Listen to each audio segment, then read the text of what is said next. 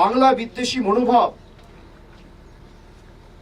বিচ্ছিন্নতাবাদের মানসিকতা, এই সাম্প্রদায়িক বীজ বপন করা, সমাজকে ভেঙে দেওয়া, গুঁড়িয়ে দেওয়া, আগুন লাগিয়ে দেওয়া, এই যে মানসিকতা, এই মানসিকতার বিরুদ্ধে আমাদের সকলকে ঐক্যবদ্ধভাবে প্রতিবাদ করতে হবে, লড়াই করতে হবে।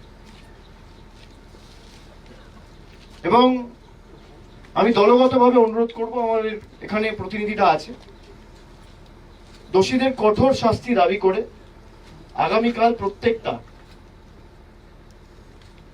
বিধানসভায় আমাদের ব্লক টাউনে একটা করে মিছিল হবে, 3টে থেকে 4টে। এবং যেহেতু ওখানে বিজেপি সরকার রয়েছে, আমি সাংবাদিকদের অনুরোধ করব, আপনাদের কর্তব্য যে এখানকার, আমি বান্দোয়ানের কথা বলছি না, বড়বাজারের কথা বলছি না, আমি পুরুলিয়া জেলার কথা বলছি।